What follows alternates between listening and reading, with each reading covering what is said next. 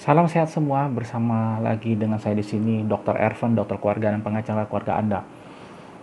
Kali ini kita akan mendiskusikan apa itu istilah ilmu kedokteran berbasis bukti. Karena belakangan ini viral akibat pemberitaan yang mengharuskan dokter-dokter untuk menerapkan ilmu kedokteran berbasis bukti.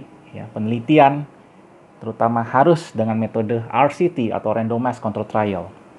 Nah, mungkin saya akan membahas dulu EBM dulu, Evidence Based Medicine, ilmu kedokteran berbasis bukti. Kenapa? Karena RCT alias Randomized Control Trial itu, metode penelitian RCT tadi adalah bagian dari EBM atau Evidence Based Medicine. Jadi saya ingin membahas tentang Evidence Based Medicine dulu ya, atau ilmu kedokteran berbasis bukti. Nah, apakah memang betul bahwa ilmu kedokteran itu hanya menganggungkan bukti, terutama bukti statistik ya, bukti matematik? Oh iya, sebagian besar pasien memang sembuh gitu ya, atau memang lebih baik dengan teknik terbaru ini, dengan metode yang rigid alias kaku. Apakah memang seperti itu? Atau justru jangan-jangan dokter-dokter sendiri ada beberapa yang masih belum memahami apa itu evidence-based medicine. Evidence-based medicine itu sendiri memang betul bahwa itu ada ilmu kedokteran berbasis bukti, ya. Hanya saja per definisi jika kita lihat literatur, IBM ini haruslah diimbangi oleh penilaian subjektif dari dokternya, yaitu pengalaman dokternya sendiri, dan nilai pribadi yang dianut oleh pasien. Baru kemudian bukti itu. Ada 3 komponen berarti ya. Penilaian dari dokternya dan pengalaman dokternya, nilai yang dianut oleh pasien, entah itu nilai keimanan, mungkin dia nggak boleh mendapatkan terapi tertentu berdasarkan iman keyakinannya, atau dia ya tidak begitu percaya dengan terapi tersebut misalkan. Ya, itu tetap dia harus dipertimbangkan. Yang ketiga baru buktinya. Ya. Ini bukan saya ngomong, tetapi literatur. Ya. Jadi, misalkan dokter itu tahu bahwa ada teknik terapi terbaru, ya. Tetapi dia belum terbiasa menggunakan teknik tersebut. Misalkan teknik operasi terbaru, ya. Dokter bedahnya belum berani menerapkan itu karena dia belum dilatih untuk itu. Ditambah lagi alatnya belum ada pula, karena itu teknik terbaru. Tentu dokter itu tidak akan menerapkan teknik terbaru tersebut. Itu yang pertama. Kedua, pasiennya mungkin tidak nyaman dengan teknik terbaru itu karena sebelumnya temennya atau kenalannya atau keluarganya yang lain ternyata berhasil dengan teknik operasi yang lama misalkan, ya. Jadi dia minta ke dokternya, saya ingin dioperasi dengan teknik operasi yang lama aja, begitu. Ya. Nah, tentu ini menjadi pertimbangan apakah memang teknik terbaru itu mau dipakai atau enggak. Tentunya tidak kan, ya. Nah, sehingga kenapa ada pertanyaan kenapa bisa pengalaman dokter dan nilai yang dianut pasien juga penting. Karena ilmu kedokteran itu memang ilmu humaniora, bukan hanya ilmu pengetahuan alam. Makanya di negara maju, lulusan sekolah lanjutan jurusan ilmu pengetahuan sosial atau IPS itu juga bisa melanjutkan ke studi kedokteran. Itu yang mungkin sering dilupakan oleh kampus-kampus kedokteran di seluruh dunia, ya. Pentingnya ilmu kemanusiaan alias humaniora, ya, ilmu sosialnya kedokteran, begitu ya. Nah, kembali lagi jika kita berbicara mengenai RCT, ya, atau Randomized Control Trial. Ini juga menarik. Kenapa? Karena penelitian ini memang mengacak semua subjek penelitian alias pasien yang diteliti, diacak. Kemudian mereka dikontrol sama, misalkan ya. Penyakitnya mesti sama, ya kan? Misalkan kalau stroke pun titik stroke-nya mungkin harus sama di bagian otak yang mana. Tentu ini menimbulkan kendala juga, nggak gampang dilakukan, ya.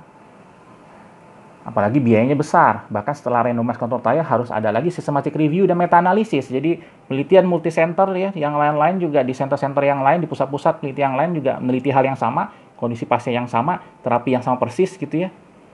Kemudian ada kelompok kontrol yang bahkan tidak diberikan terapi atau placebo, ya, dikasih obat kosong atau dikasih terapi standar. Nah kan ini juga menimbulkan masalah etis sebenarnya ya. Apakah memang boleh pasien stroke misalkan ya, kita sudah ada terapi yang terbaru, kemudian kita kasih mereka obat yang kosong itu misalkan, tanpa mereka tahu mereka dapat obat yang kosong atau terapi terbaru misalkan, terus dibandingkan mana yang lebih efektif. Memang ini berguna untuk menghilangkan bias atau bias ya, bahwa memang terapi itu mungkin pasien cuma merasa sembuh doang, tapi sebenarnya masih ada penyakitnya ya. Tetapi teknik ini ternyata menimbulkan masalah etis tadi. Boleh nggak pasien itu diberikan obat kosong aja gitu. Walaupun mungkin dari awal mereka dalam penelitian itu sudah setuju, mereka kemungkinan akan dapat obat yang kosong, walaupun mereka nggak tahu, double blind istilahnya ya. Dengan demikian otomatis penelitian RCT ini ya belum tentu bisa dilakukan dalam kondisi tertentu ya, jadi nggak bisa dipaksakan juga jika memang ada kendala-kendala tadi, terutama kendala etis. Nah, dan lagi pula evidence alias bukti dalam kedokteran itu juga bukan harus RCT tadi ya. Tetapi ada level-levelnya, bahkan di level terendah itu pendapat ahli pun itu dianggap bukti dalam ilmu kedokteran. Ini yang mungkin seringkali dilupakan oleh banyak dokter ya. Oleh karena itu, di hukum juga jika kita ingin mengklaim bahwa seorang dokter itu lalai, yang menjadi saksi ahli itu harusnya adalah sesama dokter yang memiliki kompetensi di situasi kondisi kerja yang sama. Misalkan dokter umum yang salah itu nggak bisa. Profesor penyakit dalam misalkan yang menjadi saksi ahlinya di pengadilan, apakah dokter umum itu lalai apa enggak. Bahkan dokter umum di kota saja tidak bisa menjadi saksi ahli bagi dokter umum di desa yang dianggap lalai.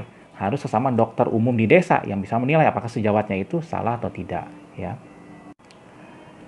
Sehingga kita juga bisa mengatakan RCT ya, randomized controlled trial tersebut juga ada masalah etisnya juga. Jangan dikira itu penelitian yang paling etis ya, dan nggak selalu bisa dilakukan atau diterapkan. Dan kembali lagi bahwa pengalaman pasien itu penting. Buktinya apa? Dokter saja ketika pasien datang yang ditanya pasti keluhannya pasiennya dulu kan. Siapa bilang testimoni pasien nggak penting? Buktinya lagi, dokter pun tetap meminta persetujuan pasien ya, mau atau enggak. Walaupun ada terapi terbaru dengan bukti terbaru, tapi kalau pasiennya nggak mau, ya nggak bisa dipaksakan. Jadi, menurut saya beberapa dokter yang meremehkan gitu ya testimoni pasien itu sebenarnya juga nggak baik begitu. Tentu pasien di Indonesia akhirnya merasa wah kalau gitu ya udah kami keluar negeri aja kan, karena dianggap di luar negeri misalkan lebih dihargai. Itu kan juga akhirnya jadi bumerang bagi kita semua di sini ya. Jadi makanya saya bilang marilah kita kembali lagi ke porsi kita yang proporsional begitu ya. Apalagi kemarin itu ada yang merasa menjadi hakim etik tapi malah ngungkit-ngungkit soal kredibilitas universitas yang meloloskan lulusan S3. Itu kan juga nggak etis. Dekan sama rektor aja nggak berani campur tangan ya ketika penguji bilang lulus misalkan ya. Juga nggak etis membuka hukuman etika di depan khalayak ramai. Dengan demikian otomatis penelitian RCT ini ya belum tentu bisa dilakukan dalam kondisi tertentu ya, jadi nggak bisa dipaksakan juga jika memang ada kendala-kendala tadi, terutama kendala etis. Nah, dan lagi pula evidence alias bukti dalam kedokteran itu juga bukan harus RCT tadi ya. Tetapi ada level-levelnya, bahkan di level terendah itu pendapat ahli pun itu dianggap bukti dalam ilmu kedokteran. Ini yang mungkin seringkali dilupakan oleh banyak dokter ya. Oleh karena itu, di hukum juga jika kita ingin mengklaim bahwa seorang dokter itu lalai, yang menjadi saksi ahli itu harusnya adalah sesama dokter yang memiliki kompetensi di situasi kondisi kerja yang sama. Misalkan dokter umum yang salah itu nggak bisa. Profesor penyakit dalam misalkan yang menjadi saksi ahlinya di pengadilan, apakah dokter umum itu lalai apa enggak. Bahkan dokter umum di kota saja tidak bisa menjadi saksi ahli bagi dokter umum di desa yang dianggap lalai. Harus sesama dokter umum di desa yang bisa menilai apakah sejawatnya itu salah atau tidak ya. Janganlah kita menjadi hakim etik jika kita sendiri belum beretika. Demikian pesan dari saya. Salam sehat semua dan tetap jaga protokol kesehatan.